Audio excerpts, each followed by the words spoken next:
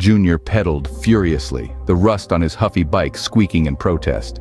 Dio's Night People blared from his Walkman, a defiant soundtrack to his perilous journey. The grow-op loomed ahead, a shadowy silhouette against the starless sky. It was here that the answers lay hidden, and perhaps the cure to the Cinabites' curse. As he approached the grow-op, the stench of decay and cinnamon was overwhelming. The door creaked open with an eerie moan, revealing a scene of chaos frozen in time.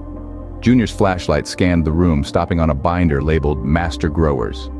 He flipped through the pages, each name a reminder of the tragedy that had unfolded.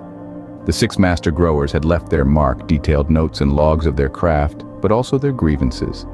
They spoke of Ewart and Michener's tyranny, of Dirick's unwarranted promotion. It was a tale of betrayal and resentment, a prelude to the darkness that had engulfed them all. All 6 Master Growers had walked out on the day Dirick was promoted, except for one, B-Rad. Dirick had been given the promotion based on the Grow-Ops high school mentality. He celebrated with his plastic Skeletor action figure, his menacing Skeletor toy overthrowing He-Man in a toy guy battle of the century, little plastic limbs laid about the floor. This was both humiliating and satisfying for Dirick as he picked up a He-Man doll and, in a childish voice, said, "I defeated you, B-Rad," as he tossed He-Man to the ground. "One day I'll leave you squirming like a desiccated raisin, Dirick," B-Rad had shouted. Dirick just laughed, "Ha ha ha," continuing his toy guy battle. "Kamaha-ha!" he screamed in a childish voice as B-Rad walked out of the room. But it was the last page that caught Junior's eye. A hastily scribbled note, a clue left by B-Rad. It spoke of a hidden chamber beneath the grow-op, a place where the purest THC and vampire bat blood were combined. The note was cryptic, but it mentioned the cure being buried under a rusted-out signpost across from the Schwebach farm. Junior's heart raced as he surveyed the chaotic scene, the grow-op infested with vampires, the desperate struggle for survival.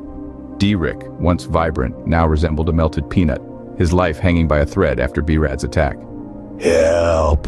Dirick hissed, his voice barely audible. Junior knelt beside him, eyes wide. "What are you?" he whispered. Dirick's response was a guttural sound, a mix of pain and fear. "Help me!" The Cinabites, led by the cunning Michener, plotted to overthrow their vampire leader, but it was Ewart, Michener's second-in-command, who intrigued Junior. Ewart slunk through the shadows, his hunger for power was palpable, a dangerous undercurrent in their already perilous situation. Athena, too, the spray brewed from cinnamon and vampire bat droppings, had spread like wildfire, consuming the once human inhabitants of the Grow-Op and Moriarty. But B-Rad was different. Somehow he had resisted the full transformation.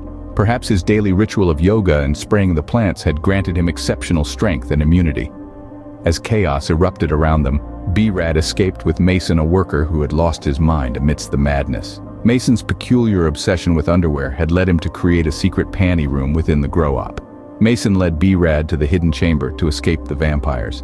Panties of all shapes and colors adorned the walls, a bizarre collection that defied reason. In the dim light of the panty room, B-Rad confronted Mason. "You're the one who stole Jumaji's panties on Take Your Panties to Work Day," he accused, shock and condemnation in his eyes. Mason hung his head, shame etched across his face. "Yes," he admitted, "I couldn't help myself." But the confrontation was cut short. B-Rad slammed Mason to the ground.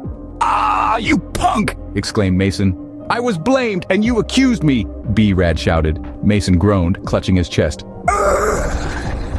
The room pulsed with tension, secrets buried beneath layers of panties. As Junior closed the binder, he knew that their journey was far from over. A cure awaited, and the fate of both humans and vampires hung in the balance. With the binder tucked under his arm, Junior began leaving the Grow-Op when he heard a guttural cry that sent shivers down his spine.